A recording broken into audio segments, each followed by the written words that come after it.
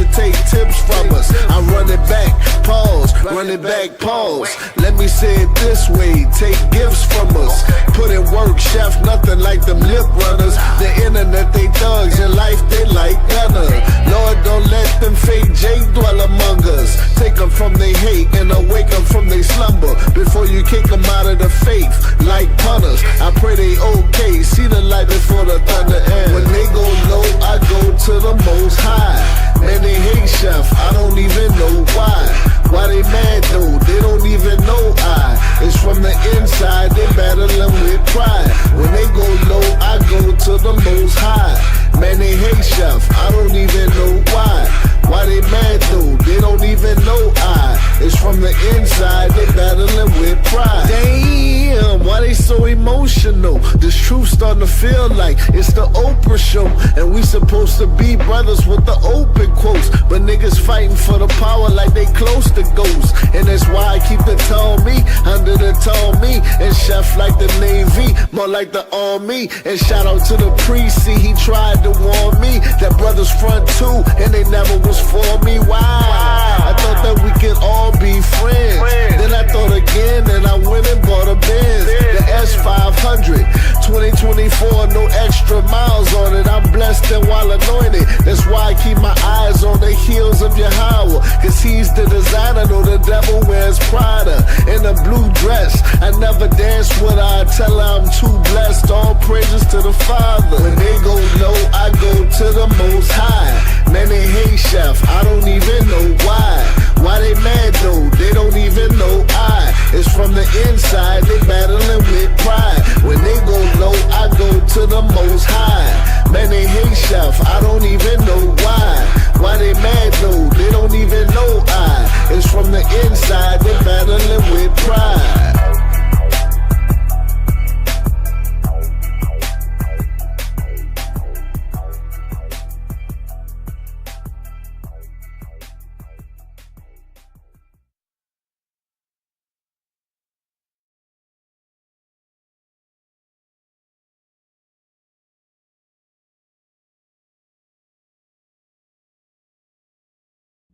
Ya Baraka, Ya Baraka, Yahweh, Yahweh, Wa Yashamaka, Wa Yashamaka, Yahweh, Yahweh, Ya Yahweh, Ya Yahweh, Hanya Wa Al Yak, Hanya Wa Al Yak, Wa Yachanka, Wa Yachanka, Yahweh, Yahweh, Yasha Yahweh, Yasha Yahweh, Hanya Wa Al Yak, Hanya Wa Al Yak, Wa Yasham, Wa Yasham, Laka Shalom, Laka Shalom, Yahweh Bahasham, Yahweh Bahasham, Yahweh Shah, Yahweh Shah, Barak Rapah, Barak Rapah, Yahweh, Yahweh, Yahweh Bahasham, Yahweh Bahasham, Yahweh Shah, Yahweh Shah, Barak Rapah, Barak Rapah, Yasha Allah, Yasha Allah.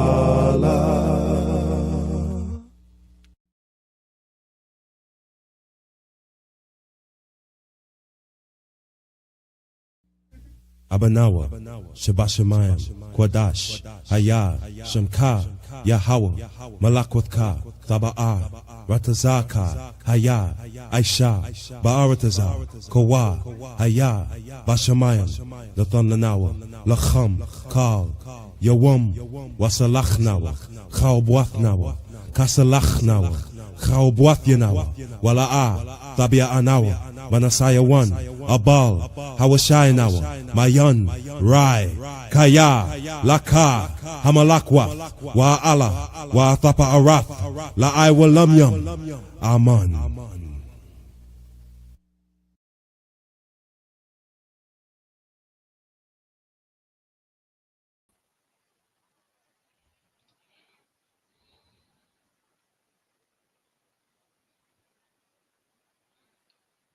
You're on mute, brother.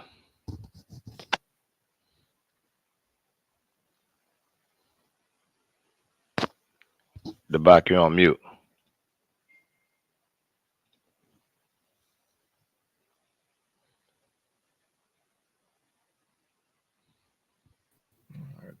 Here we go.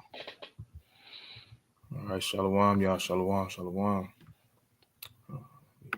Change the group layout. Shalom. Shah Shabbat. All praise to the Most High. If you was able to make it through the night, right, and up into this morning, we always have to give that all honor, glory, and praises to the Most High by way of His Son, right? We can't skip Yahweh Shai when we do that either. Like a lot, some of our brothers like to do. We can't do that, right? So we always have to give the honor that's due to Yahweh Shai, because if it was not for Him, for the Most High sending Him, again, we wouldn't be here in front of you today on this screen, right? So just want to give all honor, glory, and praises to Yahweh and Yahweh Shai, right? My God, you can add anything before we start. All praises. I try Shabbat for everyone. Really ain't got much to say, man. We just go ahead and kick it off, man. Just hoping everybody have a blessed Sabbath. Come. All right, y'all. So I'm gonna try to get through everything today, right? Most High willing, we can. If we go a little bit over, I won't go too far over, but I'm gonna try to get through everything today. Got a few videos that I definitely want to get into, right? So it can explain some history. And one of the videos is literally like a 20-minute video, right? No, I won't play it straight through. I don't want to rock nobody to sleep or anything like that. So, it's a little early. It's a little earlier in some places, just depending on where you're watching from. Right. So, just gonna get right into it. Right. It's not all about Judah. Judah is not all about you. And no, I'm not just talking about just the tribe. Right. So we're gonna start out with Zechariah 12. All right.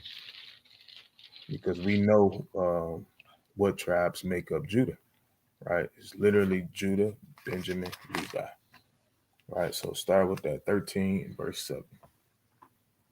You said 13 and verse 7? Or Or I'm 12? 12. So like, Okay, gotcha. All right. This this the book of Zechariah, chapter 12 and verse 7. or no, did I might have said that wrong already. So like,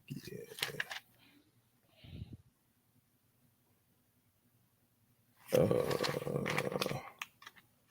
12. No, I'm actually looking at the wrong scripture. That's all on me. Salakia, y'all. It's a little early. So yeah, it's 12 and 7. All right. This the book of Zechariah, chapter 12 and verse 7. The Lord also shall save the tents of Judah first, that the glory of the house of David and the glory of the inhabitants of Jerusalem do not magnify themselves against Judah. All right. So notice that it said the tents. Right. This is literally, you got to realize that these two tribes was with the southern kingdom. Right. Benjamin, Levi. Right. So starting out with that scripture just to show, that the Most High is putting everything in order. But even though He's putting everything in order, guess what? It's still not all about us, right? It's literally the 12 tribes of Israel. It was never the 3 tribes of Israel, right? It was never meant to be that way, right? So let's go to Genesis 49, of course, verses 10 through 12. All right, just the book of Genesis, chapter 49, starting at verse 12, starting at verse 10. The scepter shall not depart from Judah, nor a lawgiver from between his feet, Mm-hmm. until Shiloh come, and unto him shall the gathering of the people be. Verse 11, binding his foal unto the vine, and his ass coat. You can actually you can actually drop it right there. We don't even need to go into we don't even have to go into that prophecy, right? So we understand that the scepter is not going to depart, right? Us recognizing our Northern Kingdom brothers today is not going to make the scepter depart, right? It's just to bring forth and show that, hey, we are all one people, right? All of the other tribes, they have abilities and things of that nature, right? That makes us a tribe, that makes everything work in unison when we're all under the law, right? So let's get some things that happen, right, with these particular with these tribes, right?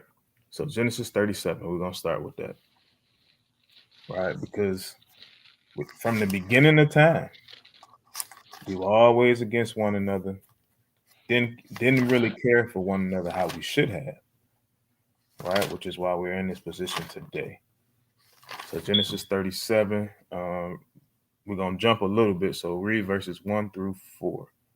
Uh, this is the book of Genesis, chapter 37, starting at verse 1. And Jacob dwelt in the land wherein his father was a stranger, in the land of Canaan. These are the generations of Jacob. Joseph, being 17 years old, was feeding the flock with his brethren, and the lad was with his sons of Bilhah, and with the sons of Zilpah, his father's wives. And Joseph brought unto his father their evil report. All right, because they was more than likely doing something wicked, something that they wasn't supposed to do. And you all know how it is. You got that little brother that's always telling on you, right? Mhm. You know what I'm saying? And you really, you can't stand them because of something you're doing. Right? That's the history of the Israelites. We can't stand one another because of something that we're doing wrong. All right, go ahead. Verse 3. Now Israel loved Joseph more than all his children, because he was the son of his old age, and he made him a coat of many colors. All right, he's his favorite. All right, go ahead. And when his brethren saw that their father loved him more than all his brethren, they hated him and could not speak peaceably unto him. All right, they hated him. You know what I'm saying? Because he was the favorite, right? It didn't mean that Jacob didn't love them, right? They just hated him because he's the youngest. He's the one that's always telling, right? And he's getting them in trouble, quote unquote. Right. So now let's jump up to verse 21 because we understand this particular story. So let's go to verse 21. All right, verse 21. And Reuben heard it, and he delivered him out of their hands and said, let us not kill him. Right, because we know that they conspired together to literally, hey, take them. Let's take them out. So let's act as if some wild beast, came and devoured them, right? And we just gonna tell our father, we was doing something out in the forest, and this is what happened, right? But Reuben, like, nah, right? Which we recognize today as Seminole Indians, right? Doesn't mean that's 100% correct, but that's the way we recognize them today, right? So go ahead. And Reuben said unto them, shed no blood, but cast him into this pit that is in the wilderness, and lay no hand upon him, that he might rid him out of their hands, to deliver him to his father again. Right. So they like, he's literally letting them know what to do. Right. Reuben being the oldest is like, nah, we're not doing that. We're not rocking like that. All right, go ahead. All right. And it came to pass, when Joseph was come unto his brethren, that they stripped Joseph out of his coat of many colors that was on him, and they took him and cast him into a pit. And the pit was empty, there was no water in it. And they sat down to eat bread, and they lifted up their eyes and looked, and behold, a company of Ishmaelites came from Gilead with their camels, bearing spicery and balm and myrrh, going to carry it down to Egypt. All right. So they seen these Ishmaelites coming. Right. And mind you, they literally just decided, hey, we just gonna sit down, we're gonna eat. Right. While he's just in the pit suffering. Right. Go ahead. Verse 26. Verse 26. And Judah said unto his brethren, what profit is it if we slay our brother and conceal his blood? See that? So Judah, the hustler, right? Just how it even is in America now, right? So-called black men always want to make a profit off something. You know what I'm saying? You could never, do nothing. You can't help nobody out unless you making some money. And we know that to be true throughout history. We know that who did that? Judas Iscariot, right? Throughout history, Judah always wants to make money. All right. So let's go to Jeremiah 3. Actually, before we go there, I want to go. Let's go talk about the Benjamites. Let's get Judges 21,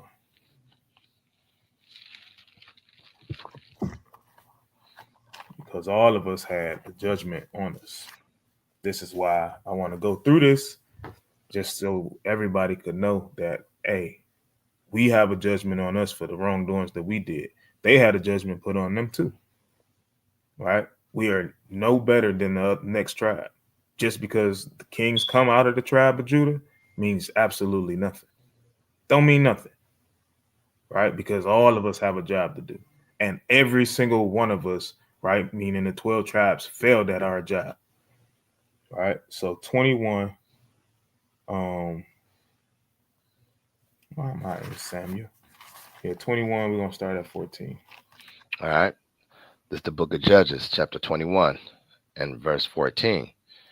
And Benjamin came again at that time, and they gave them wives, which they had saved alive of the woman of Jabesh Gilead, and yet so they sufficed them not.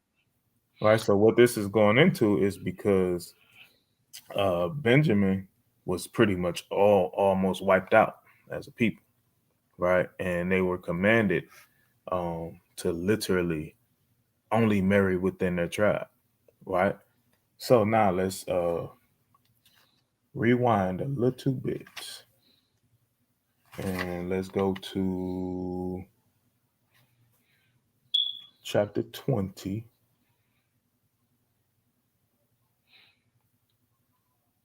And let's start at verse 1. All right. This is the book of Judges, chapter 20, and verse 1. Then all the children, Salakia. This is the book of Judges, chapter 20, and verse 1. Then all the children of Israel went out, and the congregation was gathered together as one man, from Dan even to Beersheba, with the land of Gilead, unto the land in Mizpeh. And the chief of all the people, even all the tribes of Israel, presented themselves in the assembly of the people of God, 400,000 footmen that drew sword. Now the children of Benjamin heard that the children of Israel were gone up to Mizpeh. Then said the children of Israel, Tell us, how was this wickedness? All right, what wickedness is this referring to, right? Keep reading. And the Levite, the husband of the woman that was slain, answered and said, I came into Gibeah, that but belongeth to Benjamin, I and my concubine to lodge. And the men of Gibeah rose against me. The men of And, Gibeah is literally the tribe of Benjamin. They rose against this particular Levite brother and his concubine, right? Go ahead. and the men of Gibeah rose against me, and beset the house round about upon me by night, and thought to have slain me. And my concubine have they forced that she is dead. Right? They raped this woman all night long, right? This is what the tribe of Benjamin did, right? This is what they did. This is why their judgment was almost to be wiped out, right? If it wasn't for the Lord's mercy, they would have been, right? Go ahead. And I took my concubine, and cut her in pieces, and sent her throughout all the country of the inheritance of Israel, for they have committed lewdness and folly in Israel. Right. So this is what Benjamin did, right? So we understand their judgment. Now let's go to Malachi.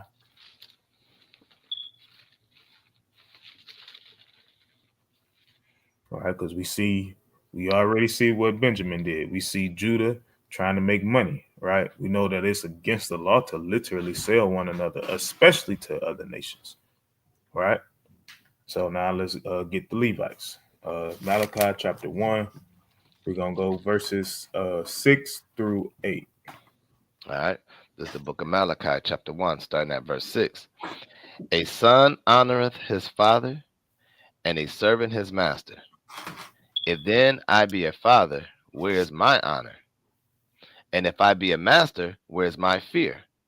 Says the Lord of hosts unto you, O priests, that despise my name. And ye say, wherein have we despised thy name? Mm-hmm. Ye offered polluted bread upon my altar. And ye Mm-hmm. say, wherein have we polluted thee? In that ye say, the table of the Lord is contemptible. All right, so they literally, the priests is literally questioning the Lord, what we did. You know what I'm saying? Because again, a lot of us always like to try to throw rocks and we hide our hands. Right? Go ahead. All right. Verse 8. And if ye offer the blind for sacrifice, is it not evil? And if you offer the lame and sick, is it not evil? Offer it now unto thy governor. Will he be pleased with thee, or accept thy person? Says the Lord of hosts. Right. So now let's go to chapter 2 and let's start at verse number 1. All right, this is the book of Malachi, chapter 2 and 1. And now, O ye priests, this commandment is for you. If you will not hear, and if you will not lay it to heart, to give glory unto my name, says the Lord of hosts, I will even send a curse upon you, and I will curse your blessings. Yea, I have cursed them already, because ye did not lay it to heart. Behold, I will corrupt your seed and spread dunge upon your faces, even the dunge of your solemn feasts, and one shall take you away with it. And ye shall know that I have sent this commandment unto you, that my covenant might be with Levi, says the Lord of hosts. Mm-hmm. My covenant was with him of life and peace, and I gave them to him for the fear wherewith he feared me, and was afraid before my name. The law of truth was in his mouth, and iniquity was not found in his lips. He walked with me in peace and in equity, and did turn many away from iniquity. Right, when they were righteous. Right, when they were righteous, he did turn many away. Right, the priest is literally who we took the sacrifices to when we committed sin. Right, so they can offer it upon the altar, so we can be forgiven of certain sins. Right, the sins that wasn't immediate death penalty. Right, this was the priest's job. He was literally near and dear to the Most High because the Most High dealt with them. Right, this is how, again, we are here even today, partially, right? Of course, we know eventually Yahushua had to come, right, and offer his blood because, hey, the priest started being wicked. So now who can we take the sacrifice to? If the priest is wicked, who's going to offer anything on your behalf? Can't be the priest, right? So let's keep going. All right. Verse 7. For the priest's lips should keep knowledge, and they should seek the law at his mouth, for he is the messenger of the Lord of hosts. But ye are departed out of the way. Ye have caused many to stumble at the law. Mm-hmm. Ye have corrupted the covenant of Levi, says the Lord of hosts. All right, they cause many to stumble at the law. They don't know probably when the Sabbath day is. They probably didn't know when Passover was no more. Eventually, right? Because you got to think, going through time. If just like we didn't know, right? It was a point in time we didn't know when the Sabbath day was. We didn't know how to keep our feasts, right? And we understand that we still can't do it 100% correct. But guess what? The Most High commands us to do it anyway. He commands us to put forth effort. So when we read this book, we have to perform the words that we're reading, right? Let's keep going. A few All more right. verses. Verse 9. Therefore have I also made you contemptible and base before all the people, according as ye have not kept my ways, but Mm-hmm. have been partial in the law. Have ye not all one Father? Have not one God created us? Why do we deal treacherously, every man against his brother, by profaning the covenant of our fathers? Verse 11. Judah have dealt treacherously, and an abomination is committed in Israel and in Jerusalem. For Judah have profaned the holiness of the Lord, which What he did Judah loved. do? Profaned the holiness of the Lord, which he loved, and have married the daughter of a strange God. This is what we did, right? all tribes did it, right? But guess what? We done it too, right? Jeremiah confirms that, right? So let's get that. Then we're gonna get Second Esdras, and then we're gonna go into a few of these videos, right? Hey, can I bring out something on Psalms 50 real quick? You Con, go. con. I'm gonna use this for the Levites, right? Because like what you said, what we just reading that the Levites went off, right? They start profaning to other gods. We also know that when they start doing that, they start teaching the word, right? So when there's no leader or there's no head, then guess what? The whole tribe scatter and start doing what they want to do, Mm-hmm. right? So when you look at the Levites, they which are the leaders of Israel, they're God's portion. We have to understand they were the one that really have fell off, right? They fell off first, and then we all came together, right? Watching them do it because they're supposed to be our protector, right? They're the one that's connected with the Father. But let's read this real quick. Psalms 50, start at verse 16. All right, it's the book of Psalms, chapter 50, starting at verse 16. We're gonna use this for the Levites. Go ahead. But unto the wicked, God said, what hast thou to do to declare my statutes, or that thou shouldest take my covenant in thy mouth? Right. So what I'm using this as is we know that it's talking about the other nations what David is kicking them on, but think about what the Levites did the same thing, right? In order for them to lose the covenant and to remove God's words is because the Levites have to fall off, right? They should have kept God's word in their mouth, right? When we just read that in Malachi, right? That they was the priest's lips supposed to speak the law. So think about that. In order for that to happen, you have to stop speaking that. You allow these other nations to get into our word, right? Because you supposed to protect that and you supposed to be giving out the ordinance. So now why is these other nations speaking? Right? Because that was the Levites' problem. That's their job to keep the law for us and to teach it. Continue. Seeing thou hatest instruction. Right. You really didn't like the portion that God has given you. You know what I'm saying? You guys were taking in the tithes. You guys had to do the sacrifices. You know what I'm saying? You guys had to deliver the word to the people, the law and everything. You know, a lot of you know how Israel could be. Man, I'm getting, we 1 minute we feel like everything is cool. Then once we start to get stagnant, we start working too hard. We don't feel like doing it anymore. We want to start looking at what everybody else is doing. You know what I'm saying? We do that still to this day. When you look at you got a job, you're working or whatever, and then you start looking around because you tired of this job and you start looking at other people doing what they doing, and you like, I want that. And that might put you in the worst position to take that job. That's what like the same thing with Levites. They had a lot of work to do, right? So they feel like, hey man, it's a lot going on. I want to go out there and see what Judah and all them doing. I want to have me some land, right? That could have been their mindset, right? Go ahead. Uh, it says, when thou sawest a thief, then thou consentest with him, Right. Go ahead. and has been partaker with adulterers. Right. So now you want to get in. You want to get in what everybody else is doing. Now I want to start sleeping with the strange women. I want to start doing this. Right. I want to go ahead and sleep with men that's already married. Right. Go ahead. Thou Sleeping givest with Salakia, men's wives that's already married. Salakia. uh, thou givest thy mouth to evil, Uh huh. and thy tongue frameth deceit. Right. Because you're not even teaching the law no more. Now you profane it to all the gods. Go ahead. Thou sittest and speakest against thy brother. Right. You don't even love your brother anymore. And y'all was the priest. Right. Go ahead. Thou slanderest thy own mother's son. Right.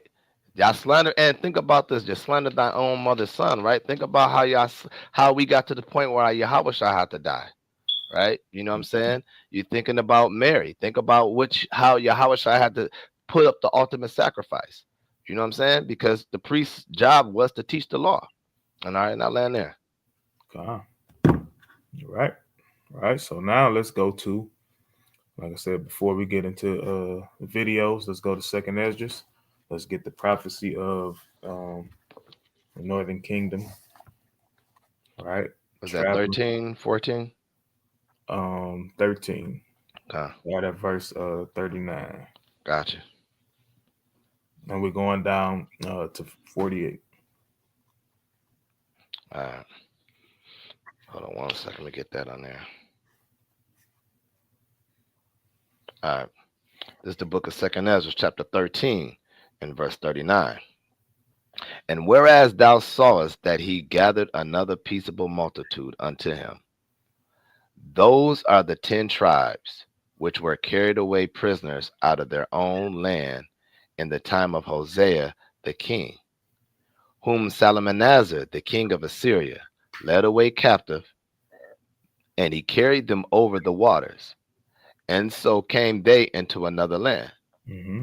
But they took this counsel among themselves, that they would leave the multitude of the heathen, and go forth into a further country, where never mankind dwelt, that they might there keep their statutes, which they never kept in their own land. Right. So during some of these videos, right, it's gonna be like a small portion of it, but during some of these videos, we're gonna see some of the things that the native tribes did, right, that will kind of be a parallel to the commandments, keeping of the commandments, right? Because we know that even when they first split, right, they made up their own what was it, their own tabernacles, Okay. Feast of Tabernacles. They made up their own thing, right? They didn't do it how it was supposed to be done, right? How it literally says in the 7th month, on the 15th day, right? They did it the following month, I believe, if I'm, correct, right? So they didn't do it exactly how it was supposed to be done. So we know that, of course, when they was going to come to America, that the same thing was probably going to follow, right? But it's still signs to show that these are the people of the Most High, right? So let's keep going. All right. All right. For verse, let me start at 41. And they took this counsel among themselves, that they would leave the multitude of the heathen, and go forth into a further country where never mankind dwelt, that they might keep their statutes, which they never kept in their own land. And they entered into Euphrates by the narrow passages of the river. For the Most High then showed signs for them, and held still the flood till they were passed over. For through that country that was a great way to go, namely a year and a half, and the same region is called Arsareth. All right. So we understand that that's how long it took them, right? History shows that, right? You can even certain things on the History Channel when it talks about this particular migration, that it literally would take them a year and a half, right, from that land. Well, let's keep going. Uh, then dwelt they there until the latter time, and now when they shall begin to come, the highest shall stay the springs of the stream again, and they may go through. Therefore sawest thou the multitude with peace. See that? Most High still had mercy. Although he divorced this people, the Most High still had mercy, right? Go ahead. But those that be left behind of thy people are they that are found within my borders. Now we know that that's Judah, right? Judah was left behind. Now, again, all of Northern Kingdom didn't go. How do we know? Because we see the woman at the well with Christ, with Yahweh, right? Being literally from Northern Kingdom, right? So all of them didn't leave, right? But that's neither here nor there. So now, I ended up sending you 2 more videos, I think.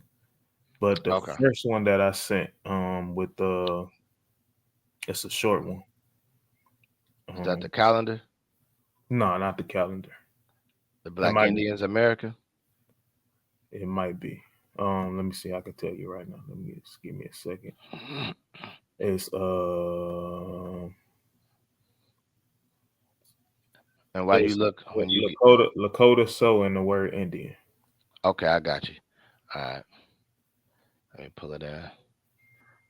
Let me share my screen. Right, because the Lakota is one of their tribes when they came out here. But let's see what the brother had to say about this. Right, this is a short one. And I was, you know, I felt awkward to use that term in front of you. Is that a diminutive term? The way it was explained to me, and I hear that term, is the word Indian. And history tells us that, Indians were,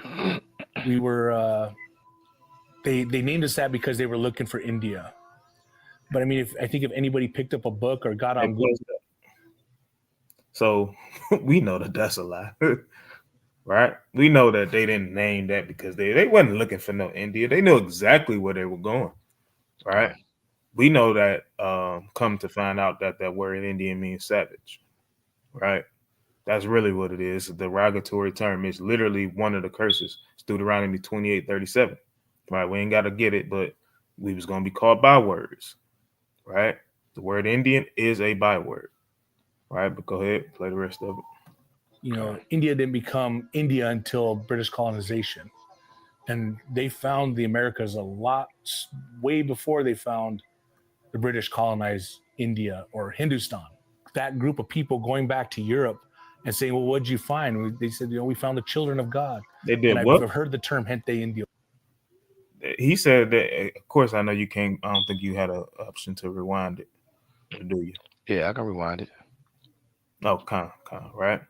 So play that part again, right? All right. I don't remember what seconds it was at. Let me go a little bit. All right. People going back to Europe and saying, well, what'd you find? They said, we found the children of God. See that? He said they found the children of God, right? These are literally our people. Anybody that try to refute this is crazy, right? And we're going to see, because we're going to get into some other videos, and we're going to see that these can't be nobody but the children of the Most High, right? So keep going. And I've heard the term gente indios. I've heard that term, and that indios is what stuck. I'm okay with that because I know they weren't looking for the Indian that we see today. They were looking for some that, but they got this. Yeah, I'm a child of God. See that? Braveheart. All right. Now we know for sure they were looking for you, brother. They found exactly who they were looking for. I was gonna say you can leave your screen right up too. I was gonna say I was gonna put the I need to see the the Bible thing on there so I could see it a little bit clearer. Right. So we literally had that's the Lakota tribe, right? So let's keep going, right? Because we understand that throughout history, even what we read in the Bible, that we seen us fighting one another, right? We seen the tribe of Benjamin going to war with the tribes of Israel. We see that throughout history, right? Let's. Real quick, let me get Deuteronomy 28:43 real quick. Right, because and what is it? 28. I think I might want to do. You know what? Go to Deuteronomy 28:25. Right. 28:25. Let me put that on the screen real quick.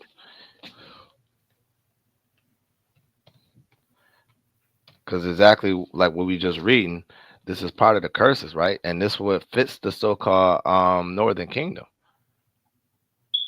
It's the book of Deuteronomy, chapter 28, starting at verse 25. The Lord shall cause thee to be smitten before thine enemies. Thou shalt go out one way against them and flee 7 ways before them, and shalt be removed into all the kingdoms of the earth. Right. So understand that, right? When they got conquered and they lost the land in the war with the Guatemala, the Guadalupes, whatever they are, right? They had lost their land. They had to give about $15 million for their land.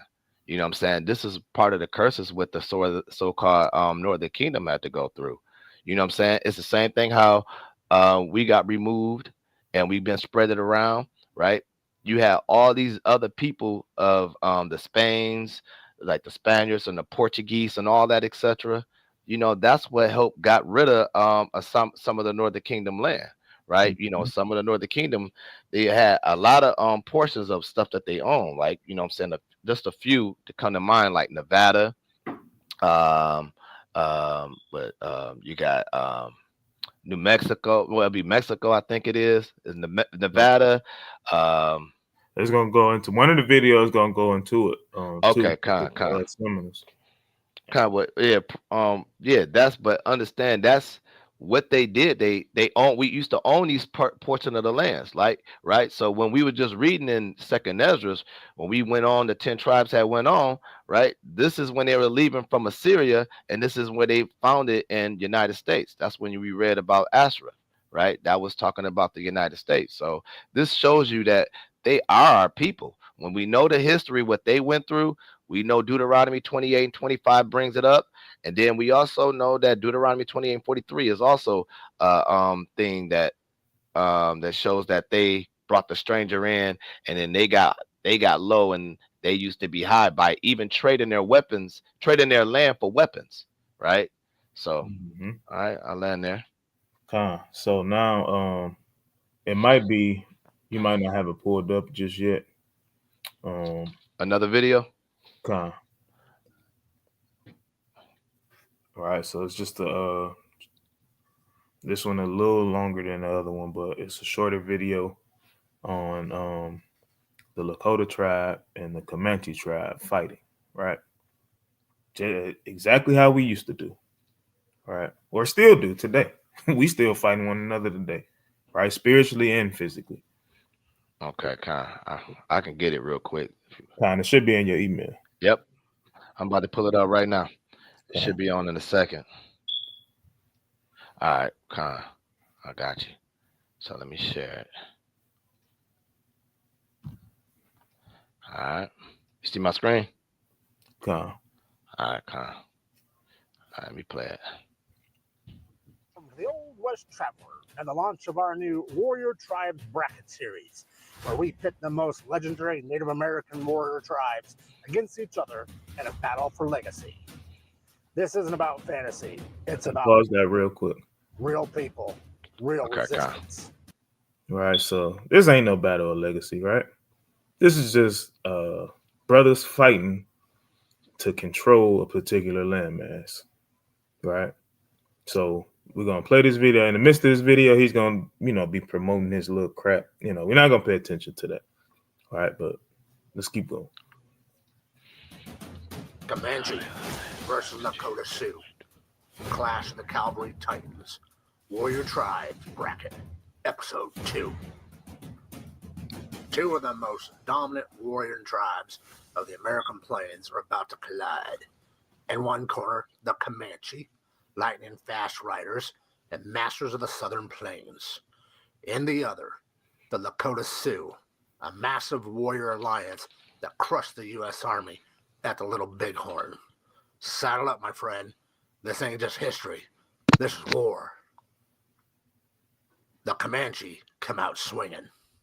They were among the first tribes to master horse warfare, and by the 1700s, they owned the southern plains. Trained from childhood to ride bareback and shoot full gallop, they didn't ride horses. They became horses. But the Lakota, they're not backing down. By the early 1800s, the Teton Sioux had expanded west, claiming northern plains with powerful war parties. They weren't just fighters, they were tacticians. The Comanche go for speed, hit, raid, and then vanish. Armed with lances and bows, and later... All right, that's literally, this is how fast they are. Right? This is how fast they are. The scriptures describe them to be as fast as a roe, which is a deer. Right? And a deer, right, you think you can outrun a deer. It looks like they slow. And the deer will smoke you and leave you in the dust. Right? Those things are fast. They got long stride. And they could jump high. Right? So go ahead. Later, Colt revolvers. They tear through wagon trains, settlements, and even Spanish troops. Their raids reached as far south as Mexico City. To help keep this wagon rolling, grab yourself one of our exclusive Warrior Tribe t-shirts designed for folks who counter with numbers and coordination. Using encirclement tactics, they turned horse-mounted war parties into military machines, like what we saw at the Little Bighorn in 1876. Right, this is when they took out Slaka. That's when they took out. That's the United States, right? That Little Bighorn that they're talking about. That's when they took out their army. right? For them trying to come and take the land from the Lakotas, right? They took them out, right? This is nothing but the strength of the Most High. We always understood that these people are now stronger than us in no way, shape, form, or fashion. You know what I'm saying? So let's keep going on that. They fought in unison, the war cries rolling like thunder across the prairie. Now, leading the Comanche charge was Quanah Parker. He was the son of a Comanche chief who had captured a white woman. He was the last Comanche war chief, known for his bravery, diplomacy. She captured a wild woman. We know that. I know the Kingdom Brothers blood. He's wild women. I'm gonna leave it as that. I'm gonna use the term he used, right? We know that. You know that being even with and it ain't just the men, it's the women too. Because look at Pocahontas. You know what I'm saying? So let's keep going. And fighting into the reservation era. But the Lakota, well, they strike back with Crazy Horse, a battle genius who led from the front and refused to be photographed. And let's don't forget about Sitting Bull, the spiritual backbone of the Sioux, whose visions warned of Custer's downfall. Where the Comanche leaned on raw aggression and lightning-fast raids, the Lakota built a network of war alliances, including the Cheyenne and the Arapaho. Now notice what he said. Feared Comanches. They built the alliance. War alliances, right? So it also lets you know that they made certain treaties and leagues, right? Even with the government, all right. And we're gonna get into that with the next video. So much they built forts hundreds of miles from their territory. They were called the Lords of the Southern Plains for a damn reason. But the Lakota made generals nervous. When the U.S. pushed westward, it wasn't the Comanche on the warpath, it was Crazy Horse, Sitting Bull, and 10,000 other warriors ready to defend their land at Greasy Grass. Comanche terrorized villages.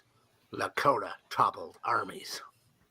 The Comanche held out until 1875, longer than most southern tribes. But their style of war, fast raids, faded as the frontier closed down. The Lakota, they fought at the Little Bighorn in 1876 and Wounded Knee in 1890, a tragic and bloody bookend to native resistance.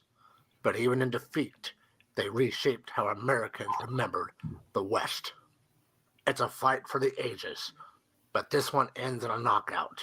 The Lakota Sioux march on. Their size, strategy, and power at the Little Bighorn earned them this win. But the Comanche, they were the fastest, the wildest, and the most feared raiders the South ever knew. All right, Kyle, you can stop Next that. up. So now let's get the next video. Grab a video with Ulysses S. Grant. And then also in your email, I sent the link straight to a website with the we gonna get it. I'll tell you. Okay. Play it. Go ahead and play it. Yeah. What dark secret lay behind President Ulysses S. Grant's betrayal of the Sioux? Beneath his public persona of peace, Grant harbored a strategy centered on gold. In 1875, he covertly ordered the military to stand down, enabling miners to invade the Black Hills, sacred to the Lakota Sioux, in blatant violation of the Treaty of Fort Laramie. The discovery of gold in the Black Hills sparked a rush that was just the beginning. Bounty hunters, driven by greed and sanctioned by local governments, began collecting as much as $300 per Native American killed. The settlers. All right, so they collected $300 per head, right? Mind you, it's millions of us, right? It's literally millions of us. I'm not saying it because, of course, they didn't wipe them all out, but let's just say even just a tenth. You know what I'm saying? Wiping out a tenth of the people at $300 per head, right? This is why they still rich until this day. Because this is just this portion. Not only did they have $300 a head, but now you capture them. Now you have free labor, right? Let's keep going. Fueled by fear and hatred, poisoned bread, and organized hunting parties, while county commissioners placed bounties on native lives. The military, once protectors, became instruments of an illegal war. In December 1870, what dark Now you can secret? pause that. You can pull that other screen up. Talking about the one in my email. Right? Because he talked about a particular treaty that they had, that Ulysses S. Grant's, the president had with the Lakota tribe, right? Okay.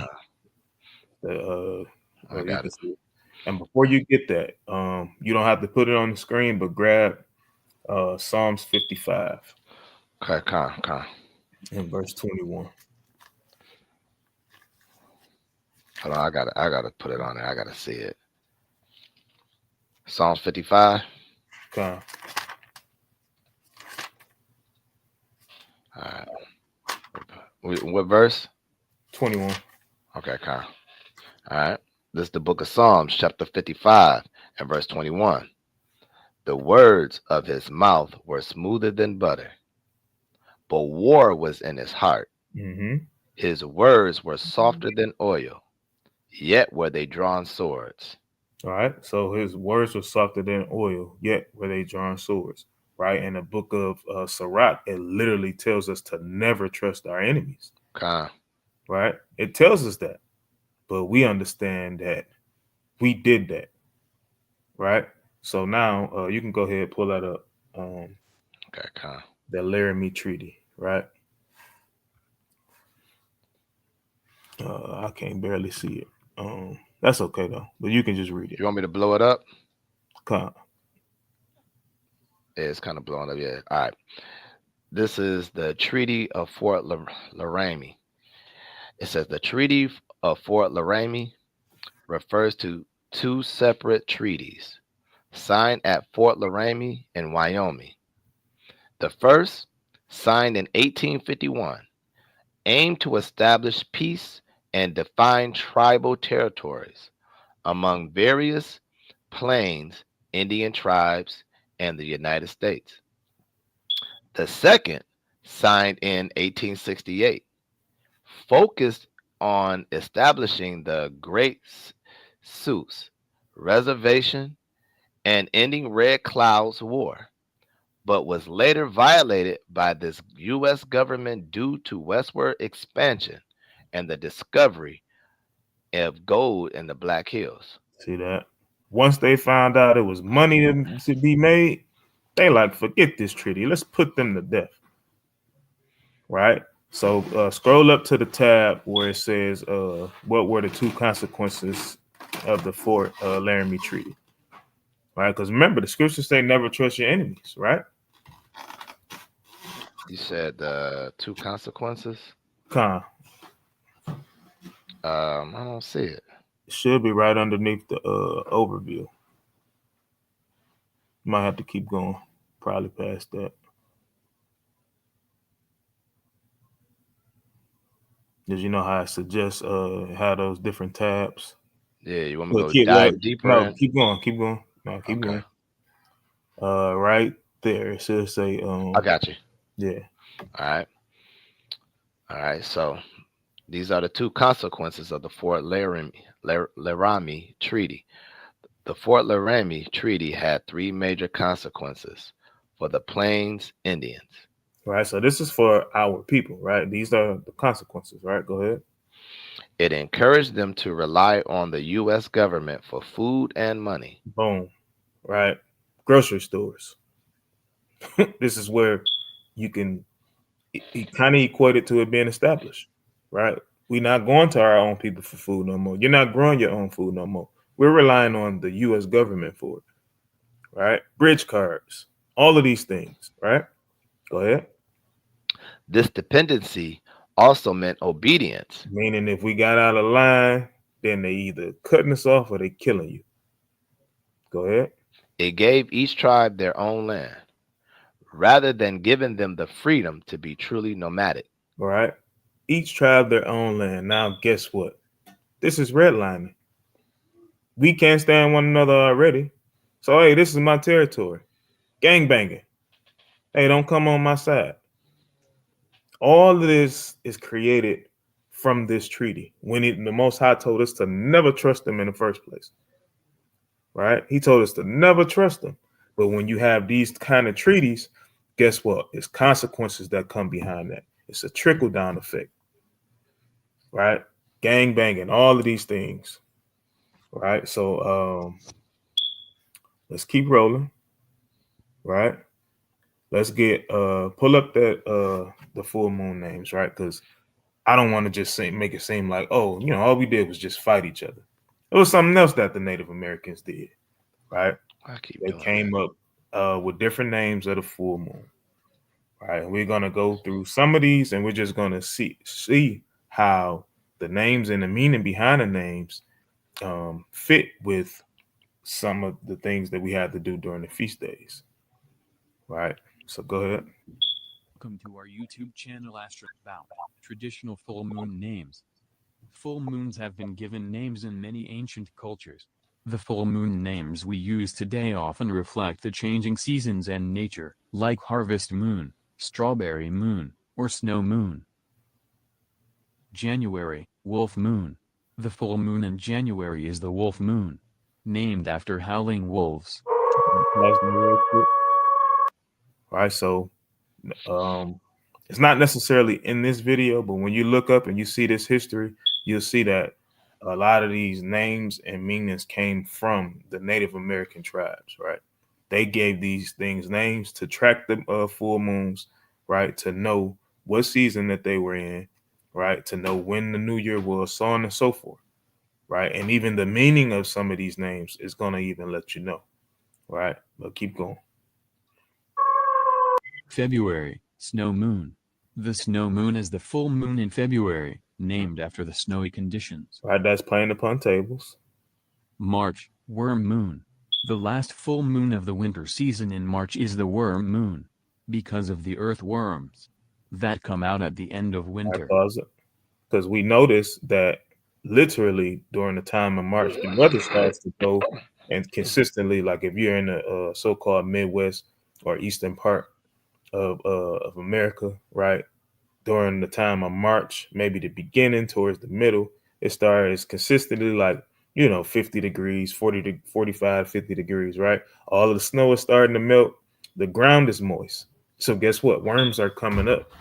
So guess what this full moon is a sign of? Hey, the new year is approaching, right? It's not to say that the full moon is the new moon. That's not what we were saying, but they were keeping track. Native Americans kept track of the full moon, right? To know when things were coming. Because remember, you got your Bible in front of you because I don't want you to exit the screen. Okay. April, pink moon. Salakia. The full. Okay. Just grab Genesis 1 and 14. Gotcha. All right. All right, this is the book of Genesis, chapter 1 and verse 14. And Yahweh said, let there be lights in the firmament of the heaven to divide the day from the night, and let them be for signs and for seasons, and for days and years. See that? For signs and for seasons and for days and for years. So them tracking the full moon, hey, because it's easier to track. It's an easier moon to track than trying to just track the dark moon, right? Because can you see a dark moon? On occasions, right? When the sky is clear, it has to be fully clear. No clouds, no nothing, right? Then you can kind of see it, but it's easier to track the full moon. So this is why our Native American brothers and sisters actually did that, right? You keep going, right? So actually, before you even press it, right? Actually, just rewind it a little bit before we get to April. Out at the end of winter. April, pink moon. The full moon in April is the pink moon, from the pink flowers, phlox, that bloom in the early spring. So we know when things start to bloom, guess what? The earth is renewed, right? It's renewed, the beginning of the year. Doesn't mean that every April 1st is the beginning of the year. It's not what we're saying, right? But we literally go off the new moon that's right around that spring equinox that determines the beginning of the year, right? Which we also know that sometimes we have to have 13 months to keep everything in its season. Native Americans understood this too, right? But go ahead. May, flower moon. The May full moon is known as flower moon, to signify the flowers that bloom during this month. June, strawberry moon. June's full moon is the strawberry moon, as these little red berries ripen at this time. All right, so pause that. Right, so this is literally going into what? Because a lot of people like to call this the blood moon, right? They call it, hey, we just had a blood moon. No, no, no, no. It's not the strawberry moon. Remember, all of our feast days, they line up mostly, right, with full moons or right around it, right? When we have the Feast of First Fruits, Pentecost, right? It's not necessarily when you see this pink moon, but I guarantee if you pay attention, right, it'll either be a few days later, maybe no more than a week later, where you'll have this strawberry moon, either a week before or a week later, right?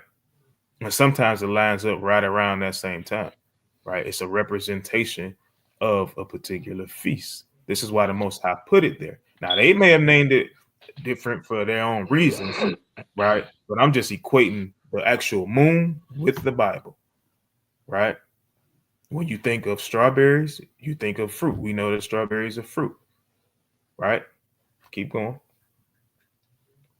July, buck moon. The full moon for the month of July is called buck moon, to signify the new antlers that emerge on deer bucks' foreheads All right, around this time. So this is important too, because what we have to go into when we go into history, you'll see that the Native American tribes, they use deer antlers as weapons as well, right? The sharpness that's on them, right? They would use them and they would put them on the end of spears, right? To not only do some hunting, but to protect themselves, right? So it was a particular time of the year where they started to make these things. Keep going. August, sturgeon moon. The full moon for August is called sturgeon moon because of the large number of fish in the lakes where the Algonquin tribes fished. September, corn moon. The full moon in the month of September is known as corn moon, or full corn moon, or barley moon. Mm-hmm. All right, stop that. October. So that's literally the corn moon and the harvest moon. Those are going into some of the same things, right? That's literally around the time of what? Feast of Tabernacles, the end of harvest, where we're literally supposed to gather our crops. When you look into different history, even more on the harvest moon, it lets you know that it say that farmers, right, quote unquote farmers, named it that, right? And that moon was just to provide extra light at nighttime so farmers can pull up their crops. It's letting you know that, hey, winter is coming in soon. There's no more food going to be growing like that. So pull up your harvest, right? Just like in the Feast of Tabernacles, we had to pull up the harvest and have a feast unto the Lord, right? Go ahead. Hunter's moon. Every 3 years, the hunter's moon is also the harvest moon. November, Pause that. beaver I moon. let that go too fast, right? Notice what he said. He says every 3 years, right? Why is that? The reason that is because, again, you have to institute what we call second Adar, right? Which is the 13th month. You have to institute it in order to keep everything in its season. It has to be instituted, right? Because if you don't, you're going to mess around and have Passover in February. It's going to be snow on the ground and you talking about Passover. That don't even line up, right? Scriptures says that these things must be kept in their season. All right, so go ahead. Moon. There is disagreement over the origin of November's beaver moon name. Some say it comes from Native Americans setting beaver traps during this month, while others say the name comes from the heavy activity of beavers building their winter dams. Pause it. right? So we're focused on our people. We don't care what nobody else say, right? They set these beaver traps because guess what? Winter is coming. Beavers have a lot of fur, right? So when you look at the way that Native Americans even dress, what did they do? They have fur. Uh, we call them headbands, right? I don't know the Native American term for it, but they have fur and they stuck them right around here, right? And they had their little headband around it, kept their head and their ears warm, more than likely, right? They just traveled. They had fur all through their clothing, right, to help keep warm in the winter months, right? So this would have to be true that they set beaver traps for that, right? Beavers are not the only animal fur that we use for clothing, but again, if beavers, the other half of the statement could be true, right? Because if beavers are making their dams and things of that nature, guess what? They're going to be out. So if this is the time that they're going to be out, it would make sense for the Native Americans to literally do what they did, right? And name this the Beaver Moon. Now go ahead. December, cold moon. December is the month when winter begins for most of the northern hemisphere, and the full moon is called the cold moon. See that? Full moon calendar issued by NASA. All right, Thank can you drive. for watching. Right, so these are something that our Native American brothers did, right, to literally commemorate feasts, right? Because when you dig even more, they used to have feasts literally every full moon. You know what I'm saying? And they had different sacrifices and things of that nature. I didn't include those in this particular lesson just for the sake of time. Maybe it could be for a future lesson, right? But I just wanted to point out, something spiritual that our brothers and sisters did to even show, who they are, right? So let me see. Flip back to my lesson. Real quick before we move on, give me Baruch 6 and verse 60. Well,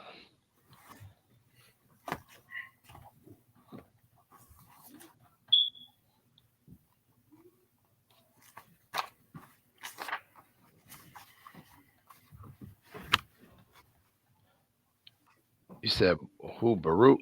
Baruch, yeah. Chapter 6 and verse 60. Chapter 6 and verse 60. Okay. Hey, my bad. It ain't pulling up on the screen. So let me just put it right here. Baruch. Chapter 6 and verse 60. All right.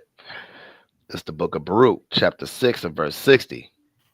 For sun, moon, and stars, being bright and sent to do their offices, or Salak. Let me read that over. Verse 60. For sun, moon, and stars, being bright and sent to do their offices, are obedient. In like manner, the lightning, when it breaketh forth, is easy to be seen. All right, so like just go to 64, right? Because that was plain, right? The sun, moon, and stars, right? They are obedient unto the Most High, right? They are sent to do their offices and they do it. So again, Native Americans tracking full moon to keep track of the year is nothing but something that's spiritual, right? They may not recognize who they are or didn't recognize at that time who they were, right? But guess what? We all got some type of spiritual sense about us, right? It's either you like to pray, even our people that go to church. We're not going to dismiss the people that's in Christianity, right? They have some type of spirituality. It's just not according to knowledge, right? But verse 64, because we're not supposed to worship him, right? Go ahead. All right, verse 64. Wherefore, it is neither to be supposed nor said that they are gods, seeing they are able neither to judge causes nor to do good unto men. Right, go ahead. Knowing therefore that they are no gods, fear them not, for they can neither curse nor bless kings. See that? They can neither curse nor bless kings. They're not gods, right? All right, so next, we're gonna go into the so-called Seminoles, right? This is the longer video.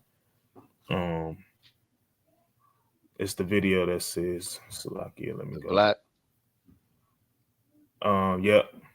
Okay, I got you.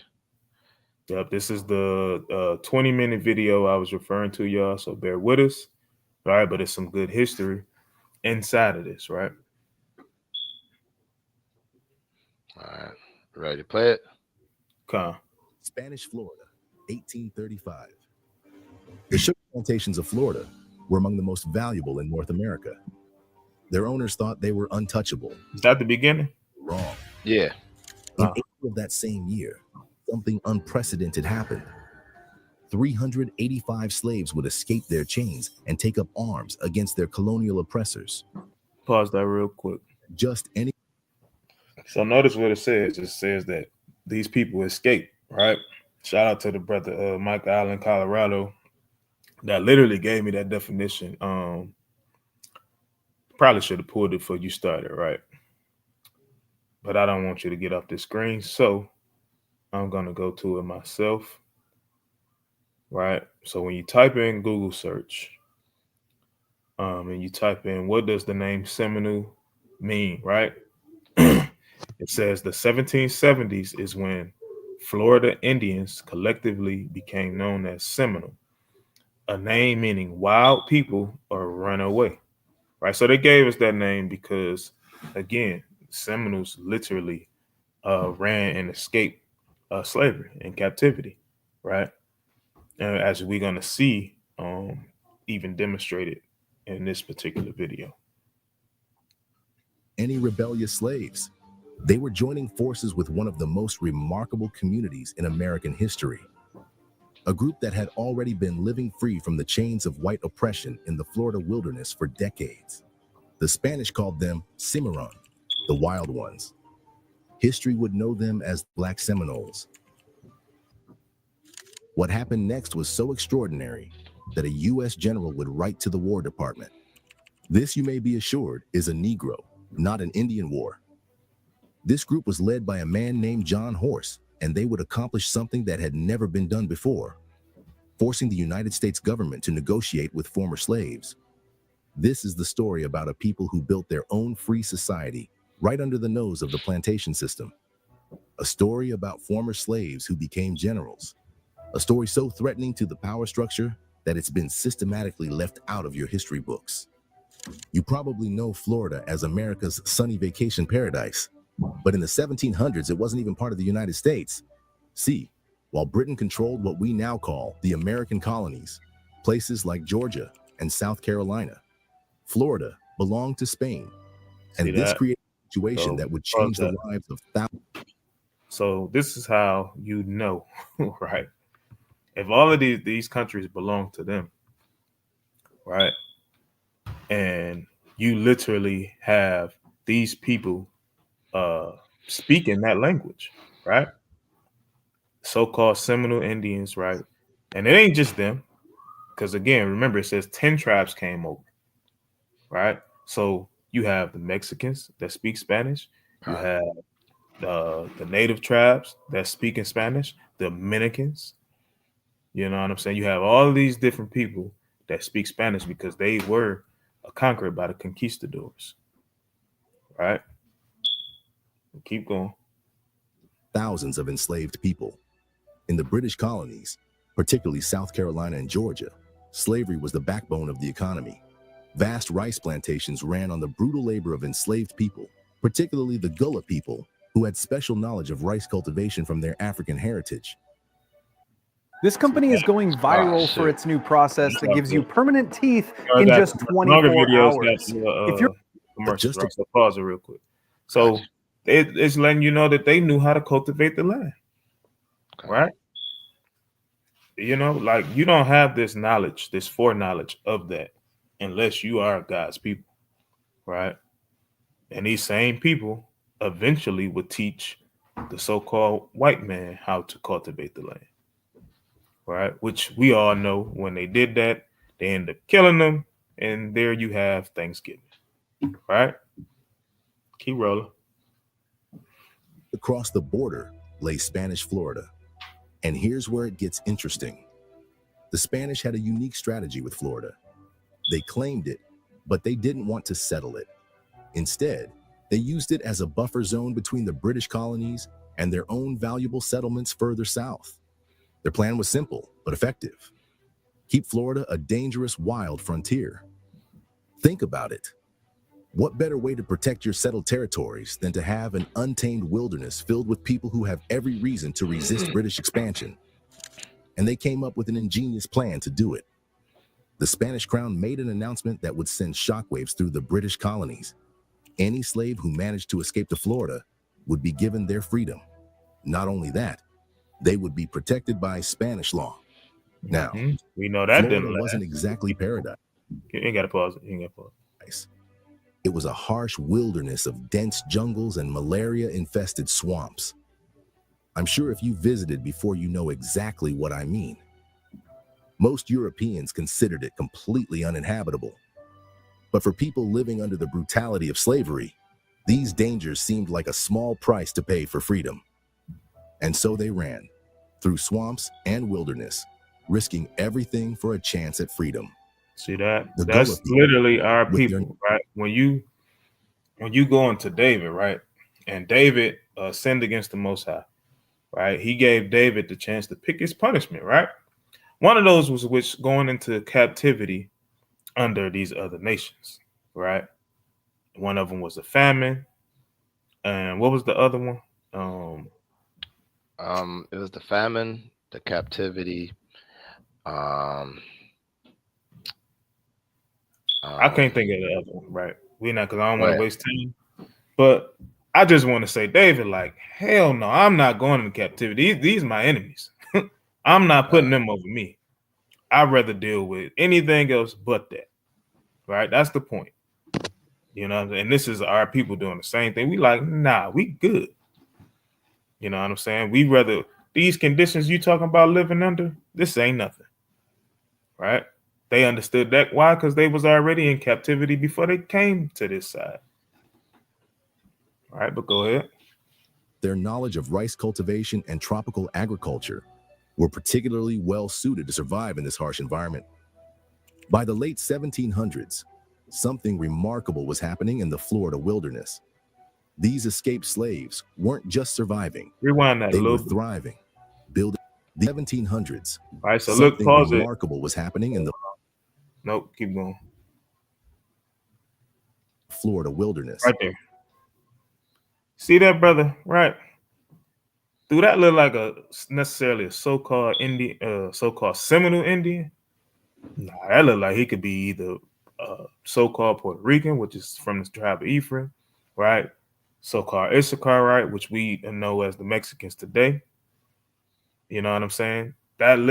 This is how you know that these people, they came over here together.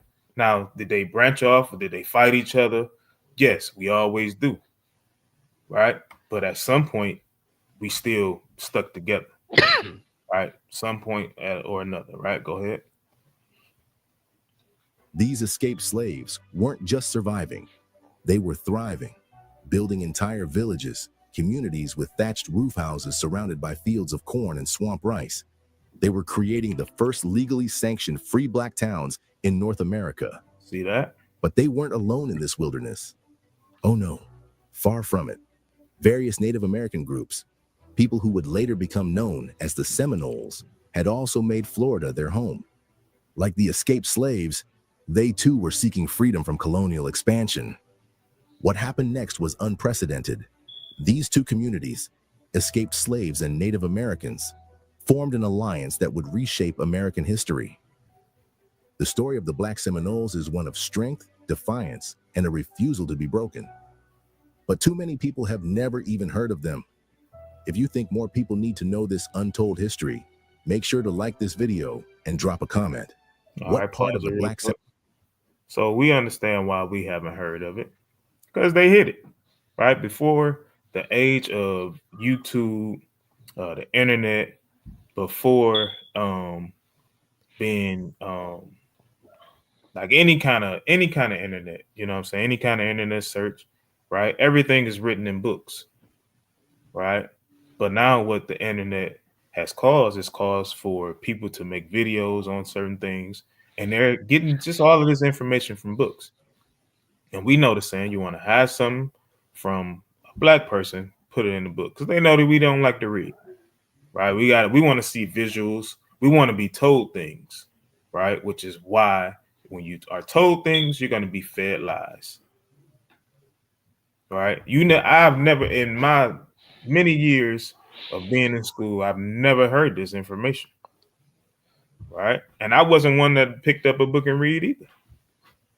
You know what I'm saying? So this is why it's very important for us now. Okay, we have no excuse not to know information. Right? If you don't like to read, guess what? You can watch certain videos, right? You can watch videos, you can look, and then you can go back and compare, right? Certain things like this, and people that don't like to read, this is what makes you read, because you want to see this, you hear what they're telling you, and then you go literally into a book, right? Then you compare to see if they're lying or not.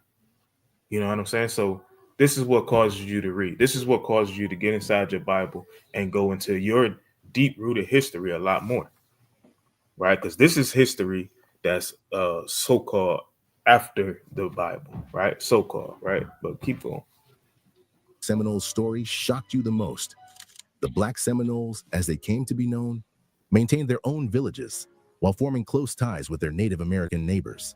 The Americans called them Seminoles, a word that came from cimarron in Spanish. It meant wild or untamed. It was an insult. But these people embraced their situation and their freedom. They always insulted. Emerged in those swamps. Right, they always insulted us. They called us these names. They say that we wild and untamed, but you trying to capture us, trying to hold us captive. We ain't wild and untamed, right? Mm-hmm. We are not necessarily designed to be your slaves. You're designed to be ours. We just fell off. So us trying to, escape that. We're just trying to escape judgment, just like any normal person would. Right? But keep rolling. Mm-hmm. Swamps and forests was something entirely new. A society where former slaves and Native Americans coexisted and thrived, free from the influence of the white man. While they formed a close alliance with the Seminole Indians, they maintained their own separate villages and communities, their own distinct identity, their own way of life. The Seminoles practiced a unique religion, a powerful blend of African and Christian rituals with traditional Seminole dances woven in. They even... Right, you heard what he said, right? They practiced these things. Right, it just wasn't over here just living wild and free and untamed, didn't know anything. Right? Now, did they have off doctrine? Of course. Right? Because we also know what they did before they came to the Americas. Okay. You know what I'm saying? So, but at the end of the day, they had spirituality. Right? The things that these other nations do, that's not spirituality. That's just straight up wickedness. All right, but go ahead. Even developed their own language, an English Creole that carried echoes of their Gullah roots. Now, technically, the Black Seminoles were considered slaves to the Seminole Indians. But if you're thinking about the brutal chattel slavery of American plantations, think again. Their only obligation was a small percentage of their harvest, paid once a year. That's it. No overseers, no chains, no whips. They lived in their own villages.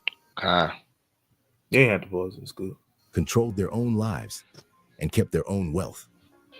But perhaps their most valuable role was as bridge builders. The Black Seminoles became crucial interpreters, not just of language, but of cultures. They helped the Seminoles understand both the language and the mindset of the European Americans. In a world of increasing conflict, this knowledge was power. And prosper they did. Through farming, hunting, and trade, they built significant wealth. These weren't hidden camps of fugitives. These were thriving communities of free people. But their very success made them a target. Picture yourself as a southern plantation owner in Georgia or South Carolina. Just across your border, there's a community of free, armed Black people. They're prosperous, they're organized, and worst of all, they're proving that your entire system of slavery is a lie. Every successful harvest, every newly built home, every armed Black Seminole standing proud and free was a direct challenge to the myth that black people needed to be enslaved. And as more and more slaves escaped south to join these communities, the slave owners' fear turned to rage. All right, pause that. They would soon learn that trying to... Now, just imagine when Judah starts to escape, right, this slavery, and we go and join it ourselves unto them, right? Remember, they were here before us, right? So if they were here before us, they were quote unquote freed before us, right? So when they had their independency and we didn't, this is where some of our brothers literally ran to, right? They united back with their brothers, right? Go ahead. To destroy this free black society would come at a terrible price, because the black Seminoles hadn't just built a new society, they had built an army. The success of the black Seminoles had created an impossible situation for the American slave system. Free black communities, armed and prosperous, living just across the border. Something had to give. As more and more runaway slaves and renegade Indians escaped south, the Seminole settlements in Spanish Florida grew larger. Conflict with the Americans became inevitable. The first clashes came in 1812 and 1816. And in 1817, America decided they had enough. In December of that same year, General Andrew Jackson... They said that they had enough. They like, man, these niggas, they growing. They sticking together too much, right? We don't like this. We got to split them back up. Right? We got to split them back up. They ain't supposed to be getting together like this. Right? But this is just a small glimpse of what the Most High is ultimately going to do. Right? This is what our hope should be, is that we can all come back together and conquer these nations like they're supposed to be conquered and put underneath our feet. All right, we'll keep going. What we got left? Like 11 minutes. Of U.S. forces in 8 the minutes. By spring, yeah, about like American army into Florida. Yeah, at least about like 12, like at least about 11 minutes and close to 12. So yeah, we on good time. It's all good. With one mission in mind: to claim the territory for the United States. But that was just the official story. Jackson himself would later call this the Indian and Negro War. And that second part, Negro, that wasn't just an afterthought. These free black communities weren't just a threat to the plantation system. They were living proof that everything the slave owners claimed about black people was a lie. We know when that's Jackson's a lie. army came, they say we didn't know how to do nothing. Right? That's what they say about us. We don't know how to do nothing. We didn't know how to read. We was just slow. Right? We were slow as monkeys. We was swinging on trees. We was wild people. Right? They literally depict us in cartoons as looking crazy. People that's just jumping around. Right? The whole blackface situation. That's how they depict us to be. But as you can clearly see, we was never like that. All right, so just go back like 5 seconds and then play it. Go back about 5 seconds. And their native allies didn't run. That's too much. No, that's good right there. They were living proof that everything the slave owners claimed about black people was a lie. When Jackson's army came, the black Seminoles and their native allies didn't run. They stood their ground, and they fought back. What followed was a series of brutal engagements. In November 1817, U.S. soldiers attacked the Seminole village of Foultown. The Seminoles retaliated, laying siege to a boat carrying reinforcements to Fort Scott. 43 men, women, and children lost their lives. When Jackson's forces swept through Florida in the spring of 1818, its government to negotiate with former slaves. Way too further. This is the story about a people who commander, the resistance. Imagine being able to build anything just by thinking about it. Meet Base 44. And had a special plan for them. Let me go back a little bit. Military camp. All right, so before you pick it back up, right? Remember, he literally just said that 43 men, women, and children lost their lives, right? So I'm gonna just read this. You ain't got to pull it on the screen or nothing. Deuteronomy 28. And verse 49, right? It says, the Lord shall bring a nation against thee from far, from the end of the earth, as swift as the eagle flieth. A nation whose tongue thou shalt not understand. Verse 50, this is the point. A nation of fierce countenance, which shall not regard the person of the old, nor show favor to the young. All right, so it didn't matter. It didn't matter if you was a woman. But now, guess what they do? They try to so-called protect the woman to literally pit her against the man. This is what they do now. Once they realize that we was together, they're like, nah, we're going to give everything to the woman. We're not going to give it to the man no more. We're not going to give it to y'all tribes. We're going to give it to the woman. We're going to let the woman run these things.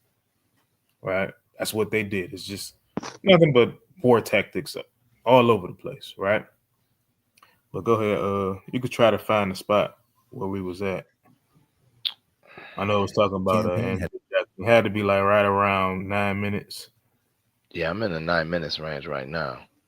Far-reaching consequences.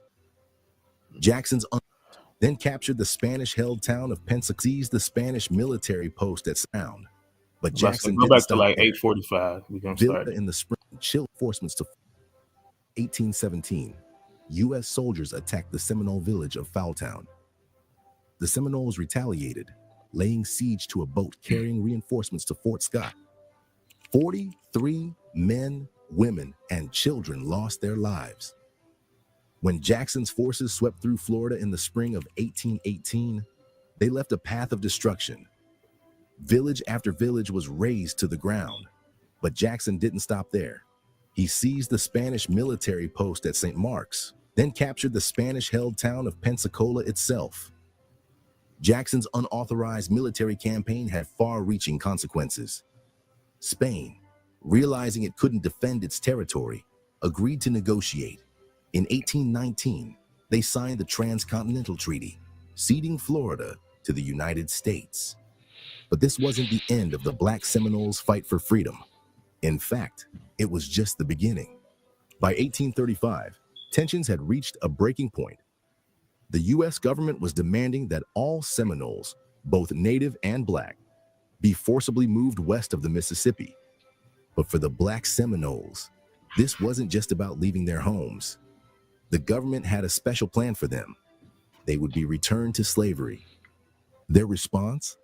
In April 1835, they launched what would become the largest slave revolt in U.S. history. 385 plantation slaves broke their chains and joined the Black Seminoles. Together, they laid waste to Florida's sugar plantations, some of the most valuable property in North America. Among their leaders was a warrior named Osceola. Under his command, the resistance would reach new heights of strategic brilliance. On December 28, 1835, they demonstrated just how deadly they could be. As Major Francis Dade led more than 100 soldiers from Fort Brooke toward Fort King, 180 Seminole warriors launched a devastating ambush. Only 3 soldiers survived what became known as the Dade Massacre. The U.S. military was stunned. General Jessup. Imagine being able to build anything just by thinking about it. Meet Base 44. So just imagine why they want to try and keep our brothers and sisters on these reservations that they get, right? America has been able to build their army to the point where nobody really wants to attack them or mess with them. Alone, that is, right? That's just alone. But we know how this place is going to come to an end. All of these places are going to team up against America. And they're going to destroy it for all of the wickedness that they've done, right? They always sign treaties, and then they do what? They break them. Every treaty that America has signed, they have broken. Every single one of them. And our people love this place. And we trust in these people. You trust in these people with your lives. When the Israelites got your best interest. That's who you should be trusting. Right? It don't mean, you just trust them into to a fault. But as long as they're keeping commandments, you should be trusting in him because that's trusting in the Most High. All right. Now go ahead. The American commander wrote back to Washington in frustration. This, you may be assured, is a Negro and not an Indian war. And what a war it was. The Black Seminoles turned Florida's harsh environment into their greatest weapon. They were masters of guerrilla warfare, more adept at fighting in the dense jungle than even their Native American allies. For 7 brutal years, they fought the might of the U.S. military to a standstill. The Battle of Lake Okeechobee in December 1837 saw them inflict heavy casualties, despite being vastly outnumbered. At the Battle of the Loxahatchee River in January 1838, they forced an entire contingent of sailors and soldiers to retreat. But in October 1837, the tide began to turn. General Jesup, realizing he couldn't defeat them in open combat, resorted to treachery. He set up a false truce and captured Osceola along with dozens of his followers. There it is again. Still, there it is again, right? False truce, a treaty, right? Literally, as it says, their words are smoother than butter, but war was in their heart. They like, okay. We waving a white flag, right? Waving a white flag with a knife and a gun behind your back, right? And it was only for a time. Our people are too forgiving to these other nations throughout history. So this is why when you see Israelites, when we getting upset and angry at our people, when we out trying to show them to, hey, be for your people, and everybody want to worry about the so-called white man, your friendly neighborhood white man. Everybody want to worry about him. Well, what about him? What about him? This is his known history of what he done time and time and time again. So why trust him? Right? Keep going. the resistance continued. For every American soldier who died in battle, 3 more succumbed to disease and the brutal Florida environment. The Black Seminoles knew this terrain. They had made it their home, and now they were using it to bleed the American army dry. By the time it was over, the Second Seminole War would claim the lives of over 1,500 American soldiers and cost the government $20 million. See that? That's over $500 million in And today's that's just money. literally, right? It's over $500 million in today's money, right? This is what you sticking together would do, right? So now this is what happened during war. Just imagine if we came on one accord and literally, right, kept the Sabbath day. And I ain't talking about, just the people that know that they Israel. If we was able to convince every single Israelite that walks the face of this earth to keep the Sabbath day, this is what we can do without war, right? So we gotta keep on just pushing, man, to Yahweh shall crack that sky. You can keep going. But something strange happened. When the army finally captured the Black Seminole warriors, the officers faced a dilemma. These were no mere runaway slaves, but battle-hardened veterans who had spent years fighting for their freedom. The officers knew that returning these warriors to southern plantations would be dangerous. These people had grown accustomed to freedom and had proven their willingness to fight. They feared these seasoned fighters would incite revolts across the South. In 1842, after 7 years of brutal warfare, the U.S. government forced the Black Seminoles, along with their native allies, to leave Florida. Their destination? Indian Territory, what we now call Oklahoma. This was the beginning of an exodus that would take these freedom fighters on an epic journey across the continent. In Oklahoma, they found themselves under the authority of the Creek Indians, slave owners who tried to strip away the freedoms they had fought so hard to win. And they faced an even deadlier threat: slave traders who would creep into their settlements at night, kidnapping women and children to sell them into slavery. See that? For the That's Black nothing but Seminoles, Deuteronomy 28. If you say that this didn't happen to them, right? When the people say that this is not our people, this is what happened to them, right? Literally taking your children. Deuteronomy 28 and 32. That's what that is. We're not gonna read it, but that's what that is, right? Keep going. Wasn't going to be their promised land. They needed to move again. But this time, they had a leader who would become legendary. His name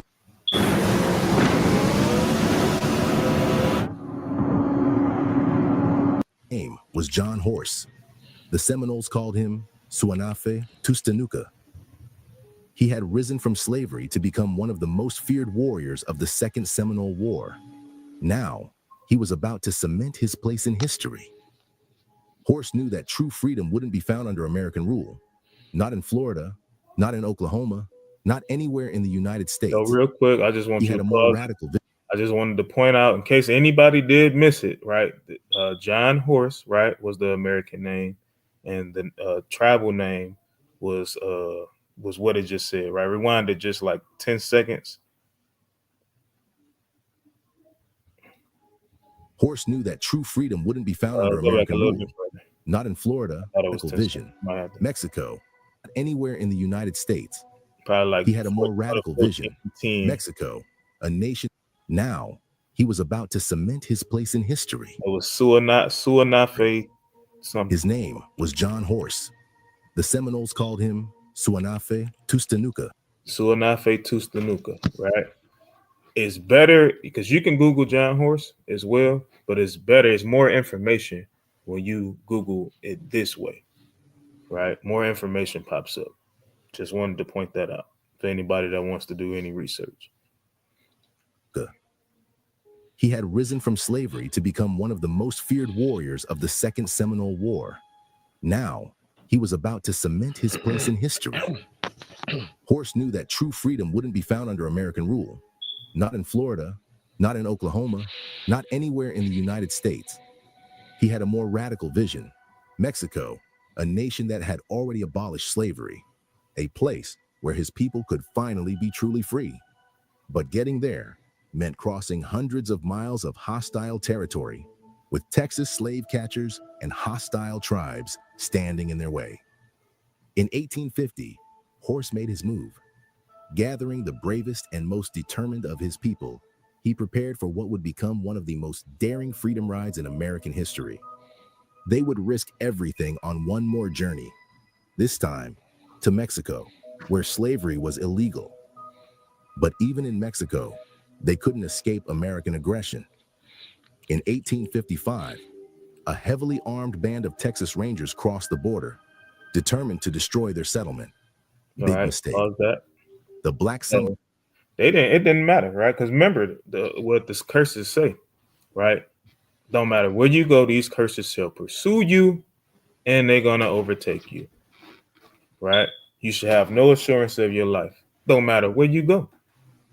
You know what I'm saying? So if they decided to finally say, okay, we're gonna leave Florida, y'all can have Florida, right? They go to Oklahoma, right? Trying to put them back into slavery again, right? They revoke from that. They like, okay, we going to Mexico where y'all said that slavery is illegal. So now since you saying that slavery is illegal, right? This is where we're gonna go. But what did your friendly neighborhood white man say? He said, nah, y'all ain't going there either. I'm coming there. Right? This is where your baseball team is named after, the Texas Rangers. Right? All of this history connects to let you know that these people ain't worth 2 nickels. Right? They don't care about you. You should not care about them. Keep going. Seminoles, along with their native allies, didn't just defend their new home. They forced the Rangers to retreat back across the border. See, sent them running. In Mexico, they found what they had been fighting for all along: true freedom. They built new lives, new homes, and new futures, all on land that was legally their own. But their story wasn't over.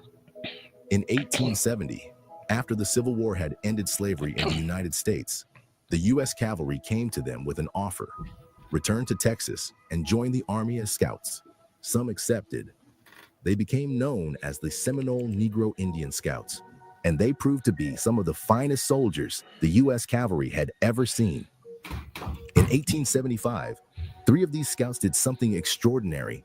They won the Congressional Medal of Honor in a single engagement, the highest military decoration in America, See awarded to the that? See how descendants of special our people is? Even in they wicked army, right? What our people can accomplish, right? And notice how he said that they accomplished this in one setting, which means that's not something that's usually accomplished in that one setting, right? So again, our people, you know, of course, eventually they just gave in. They be like, okay, we'll join your little stupid army. If it means y'all leaving us alone, we'll join. But guess what? It's gonna come a day where we ain't got to do neither one. It's gonna come a day to where, you know, we're gonna be our own army, and we're gonna be taking over the world as it should be. Right? Well, go ahead. Runaway slaves. Today, the Black Seminole story lives on in communities scattered across North America. Each carries a piece of this remarkable history. On Andros Island in the Bahamas, you'll find the Black Indians, descendants of those who escaped Florida after the First Seminole War. They were the first to break away, choosing the British Caribbean over American control. In rural Seminole County, Oklahoma, the Seminole freedmen maintained the strongest connection to their past.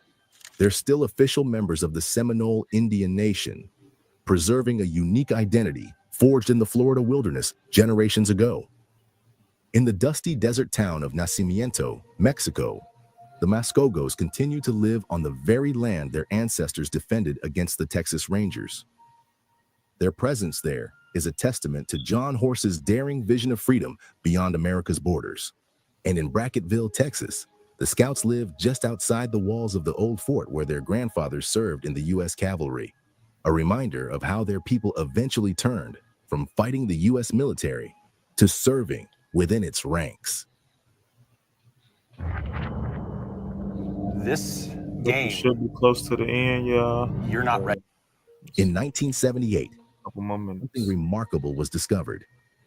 Dr. Ian Hancock found that elders among the Texas Scouts still spoke a dialect of Gullah, the same language their ancestors had brought from the rice plantations of South Carolina and Georgia nearly 140 years earlier. 2 years later, researchers made another stunning discovery. The Oklahoma Seminole freedmen also preserved this linguistic connection to their past, with elderly members speaking Gullah and younger generations remembering phrases from their grandparents. But language isn't the only thing they've preserved. In Oklahoma, Black Seminole communities maintain a rich cultural heritage that bridges their African and Native American roots. Even their cuisine tells this story. They still eat rice as a staple, often served with okra or spinach leaf sauce, just like their Gullah ancestors did, and just like their distant relatives in West Africa still do today. Hold on, rewind that. Remarkable. Rewind that, right? We don't want that to go over our head. It says, served with just okra, like their distant who? Go ahead and play it. Or spinach leaf sauce, just like their Gullah ancestors did. Now keep going. And just like their distant relatives in West Africa still do today. Yeah. Their distant relatives in West Africa. It's not talking about the Kimbe Mutombos, right? It's not talking about that. It's talking about Judah. Right? It's talking about Judah, even though we're not there anymore, but that's where we came from, right? On those slave ships, right? We were here even during this time. Some of those runaway slaves, the ones that went south, right, was your so-called black man, right, that went south and joined themselves even unto the Seminoles today. All right. I want to read something. Actually, finish this video. What's most remarkable is that many of these communities had lost contact with each other over the generations. Some didn't even know about their connection to the Gullah people of South Carolina and Georgia. Yet they all held on to the memory of their ancestors' extraordinary fight for freedom in the Florida. Now, we know them dang on Edomites in this picture. Some of them Edomites in this picture ain't our people, right? They always want to be in the picture with people. They want to either take your picture or be in the picture with you, right? So we know some of them ain't it, but that's okay, right? It's just about the edification from this video, but go ahead. The story of the Black Seminole is more than just a story about escape from slavery.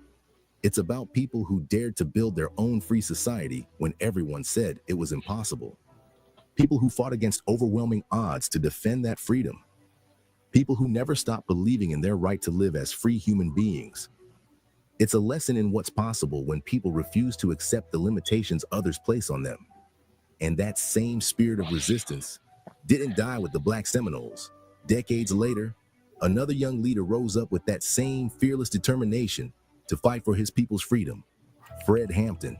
His vision for Black liberation was so powerful that the US government saw him as a threat. If you want to know how they tried to silence him and why his legacy still inspires revolution today, click here to watch. This was Black Stories Untold. And as always, all right, real quick, just exit the full screen so they can see the name, because I know we had people asking for the name of the video. Okay, kind. You said, shoot, Salakia. Let me pull it in again because I cut it off. I'm sorry. Let me get it again. Okay. All right, and I also give y'all the name as he pulling it up. Right, the name of that video was "The Black Indians America Tried to Hide from You." Right, that's the name of the video. The Black Indians America Tried to Hide from You. Right. So, real quick, I just want to go point out one thing. Of course, we're not gonna go into it, because Priest definitely said that he will make a class on it. Right. So, just how we even said that, so-called blacks had joined into their armies, right? And even before that, I just want to bring this up before I say what I say. So we go to Joshua.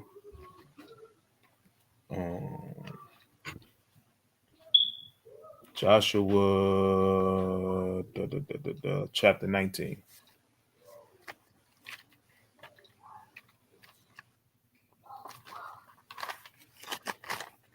Hey, do you want me to just show it on the screen, just the name of the title of the video on YouTube?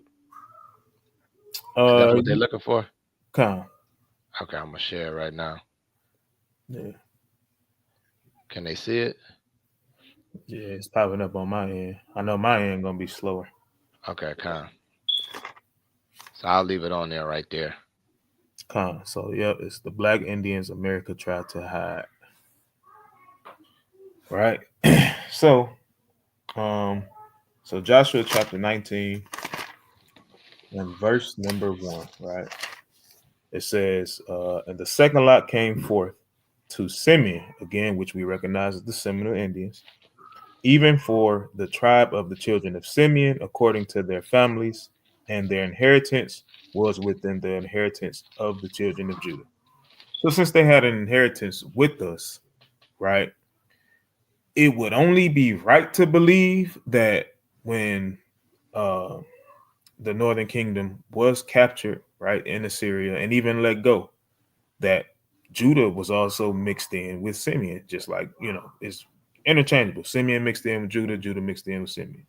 So it could be very well that we could have been in their armies, right? Even before we actually were runaway slaves and ran to the south, to their lands, right? But again, it's all about us sticking together. That's the point, right? Us literally knowing some of the history according to the Northern Kingdom, right? Because again, the ones that we say are Israelites, they are indeed Israelites. Don't get caught up in which tribe is which. Don't get caught up in the whole 12 tribes chart. It's false. Don't get caught up in that, right? Our spirit bears witness. We see the things that they went through, right? And we see the things that they go through today just as well as us, right? So those are our brothers and sisters, right? So it's high time that we recognize that, right? And this is just small history, right? This is only something that's put out in a 2-hour course, right? It's probably millions of hours worth of content when you break down each tribe, which is what, we plan to do in the near future, right? Just go into some history with each tribe and just, bring it out. So most high willing, man, y'all brothers and sisters was edified. That's all I got right now. You can add anything before we close out if you want to. Kind of just a few things. To go back what we were talking about, especially what you brought out in the 1800s, what they were going through. This was also going back even 200 years backwards, right? When I brought up about that when they were selling their weapons, right? Selling their lands for weapons. This goes back to the King Philip, right? I'm gonna pull it up real quick in the Wikipedia. That was the guy I was trying to think of who did that. And let me share my screen real quick. Just read that article on the Wikipedia real quick.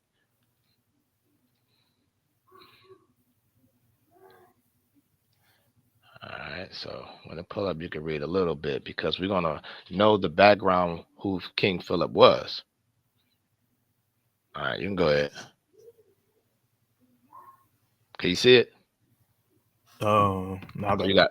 All right, I'll read it. It's cool. No, you good. I gotta blow my screen up.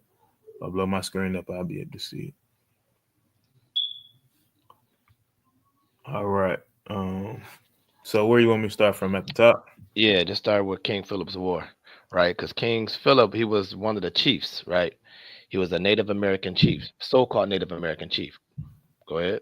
All right. So it says King Philip's War, sometimes called the First Indian War, Metacom's War, Metacomet's War, Pomtacomet's Rebellion, or Metacom's Rebellion, was an armed conflict in 1675, or between 1675 and 1678, between a group of indigenous peoples of the northern. Can you scroll up? Because my screen broke, so That's all good. So northeastern woodlands against the English New England colonies and their indigenous allies. The war is named for Metacom, alternatively Metacomet, the Pokanoket chief and sachem of Wampanoag. Scroll up a little bit. It says, who adopted the English name Philip because of friendly relations between his father, Massasoit, and the Plymouth colony. Right. So understand, right? Again, what it says in Ecclesiasticus 12, never trust thine enemy, right? We messed around and make friends with them. Mm-hmm. So even when it came down to with King Philip, when he was operating, he was really pushing it. He had his people going, he had the lands in order. And this goes back to with Alexander, right? He tried to make friends with Alexander. When he makes friends with Alexander, they're seeing that, hey, man, look what y'all got going on. I like the way y'all moving. I like y'all land. Exactly what you were speaking about earlier. We showed them how to cultivate the land, right? We showed them everything that we had was our belongings, right? So they understood the culture of us. When they picked up the culture from us, this is when we start seeing their weapons, right? We're looking at their weapons. We wasn't having guns at the time, right? Mm-hmm. Esau and them had them guns, right? We use our weapons through the land. You know what I'm saying? We had our own weapons through the land. So what ended up happening? Hey, Esau pulls up. They got weapons. They looking like, man, what is that? Israel got to be curious about everything. We see what their weapon can do. We like, hey, give me that, and I give you this land. Now remember, we had a big land. We had a big land. We owned a lot.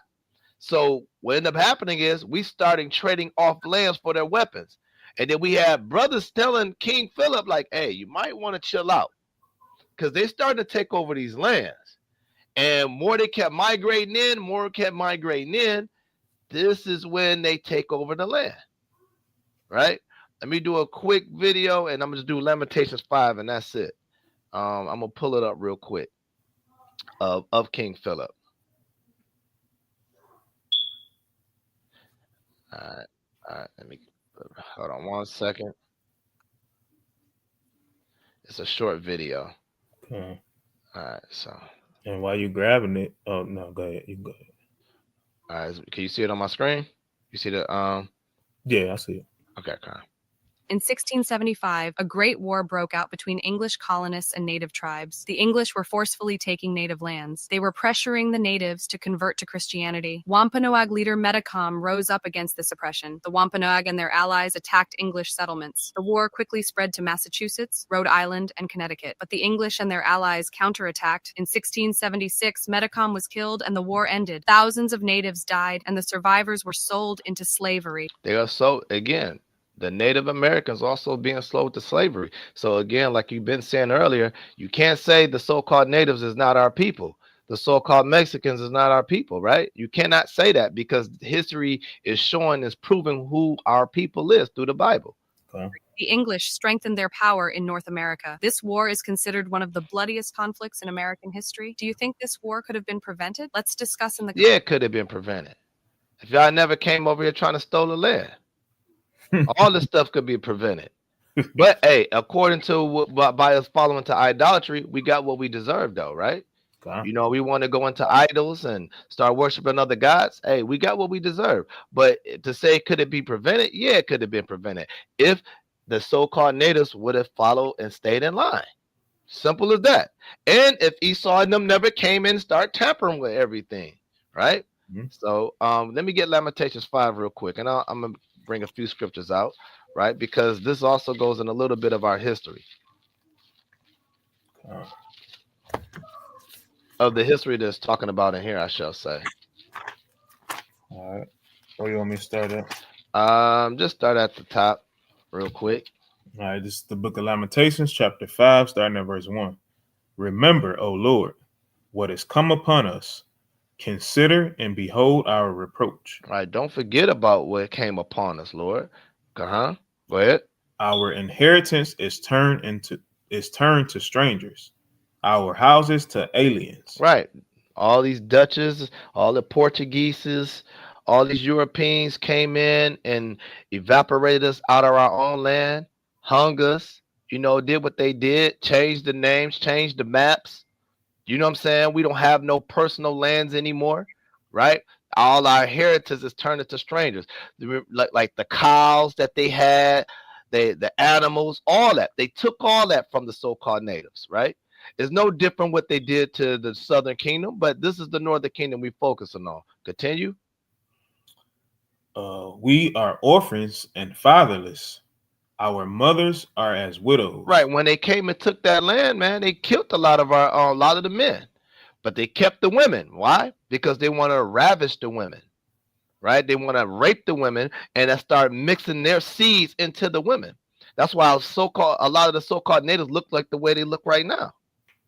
You know what I'm saying? They mess around and been sleeping with the women to stop our generation to come. To create the $2. They created the $2 Indians. Absolutely. Absolutely.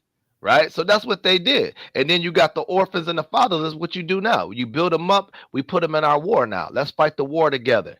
We're going to teach y'all how to use these guns and go to war with us. Right now, because we're not taught right when we don't have our father. Right. So now we look at them as our father figure. This is where the love and affection that comes in when you wipe out the men, and only men you see is them.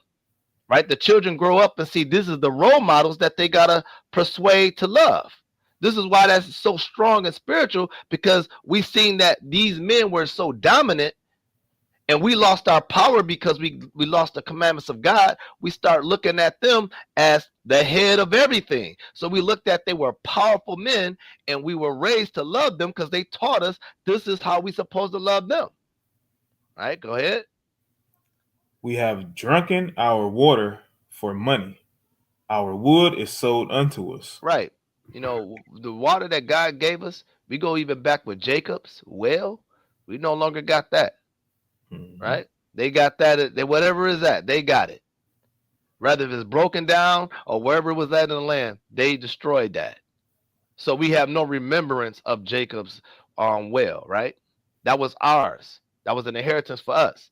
Now, guess what? Now they monopolized everything to build cements under the ground where the pipes are at. So we now have to pay for water instead of getting free rainwater. Right. And if you collect rainwater, you may get a fine or go to jail for it. Right. Go ahead. Verse 5, our necks are under persecution. We labor and have no rest. We have given the hand to the Egyptians and to the Assyrians to be satisfied with bread. Right, we gave them everything. We showed them how to cultivate the land. And they took our food. They took our wealth. They took our children. They took our wives, right? This is what they do. And then make a feast day and say, this is Thanksgiving. Once it used to be a once a week type activity. Then it became once a month. Then now it's once a year now, right? This is the foolish things that they have done, right? Go to verse 11. Verse 11. No, Salaki. Go to verse 12. Verse 12. Princes are hanged up by their hand. The faces of elders were not honored. Right. So understand the so-called natives were hung too. They got tied up in ropes. It's definitely look it up. They were hanged just like the so-called African-American man. Continue. They took the young men to grind, and the children fell under the wood. The elders have ceased from the gate, the young men from their music. Right. The joy of our heart is ceased. Our dance is turned into mourning. The crown is fallen from our head. Woe unto us that we have sinned. Right. That like the Indian chief crowns, right? When they wore those feathers, hey, there's no longer on their heads anymore. Right. So you can't even tell who is a true Native American Indian. Right. They made sure that they destroyed our land, our heritage, everything. That's all I want, bro. Come on. Hey, all praises. Definitely a good video. Mighty precept, man. But hey, all praises, man. Most High willing, y'all brothers and sisters are edified. We pray that y'all enjoy the rest of y'all Shabbat. Right, it's time to go out and fish. Right, and no, we're not talking about at a lake. You know what I'm saying? Trying to get out here, hit these highways and byways and hedges, man, and get to it. So all praises. Love all y'all brothers and sisters. The water for the support, the water for watching all the way through. And shalom. Shalom.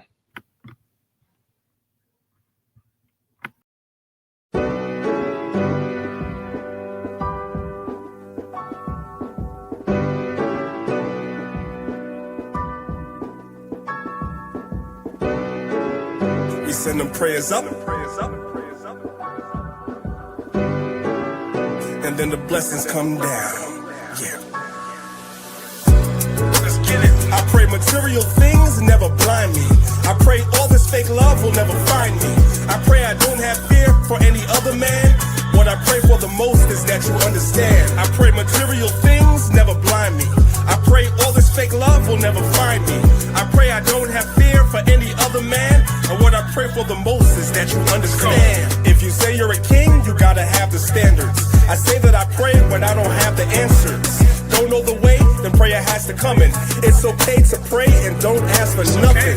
Ready for war, but I pray for peace. Know the book says, don't let your prayers cease. Pray for the strength to pray for enemies. Pray to forget these childhood memories. But only size 11s is the wrong shoes any day. Cowboys team, man, you're gonna lose anyway. Don't come for me, sorry, I don't got a team. Can't be MLK if I never said I got a dream. I pray to Yahweh that he bless you. I pray that you pass, cause life will test you. I pray on the days that things are stressful. Remember, Israel to God is something special. I pray material things never blind me. I pray all this fake love will never find me. I pray I don't have fear for any other man. What I pray for the most is that you understand. I pray material things never blind me. I pray all this fake love will never find me. I pray I don't have fear for any other man. And what I pray for the most is that you understand. Yahweh Shah came so he could feed his people. Solomon prayed that he could lead his people. Wise as he was, he didn't see the evil. I pray for the day Yahweh frees the people. Babylon the Great breaking all walls down. Kanye's song, When It All Falls Down. I pray every day, that's a part of me, that we all celebrate like classic R&B. Cool in this gang, there's so many speakers. I pray that you learn, we have so many teachers. I pray for the kingdom, cause it needs to come. I pray for Isaiah 14:1. Always be thankful, what my lady said. Don't ask for much, just my daily bread. I pray on the days that things are stressful. Remember, Israel to God is something special. I pray material things never blind me. I pray all this fake love will never find me. I pray I don't have fear for any other man. What I pray for the most is that you understand. I pray material things never blind me. I pray all this fake love will never find me. I pray I don't have fear for any other man. And what I pray for the most is that you understand. We send the prayers up, and then the blessings come down. Prayer is your weapon, y'all. Make sure you pray every single day. Don't just ask for things, but pray to the Most High to deliver us.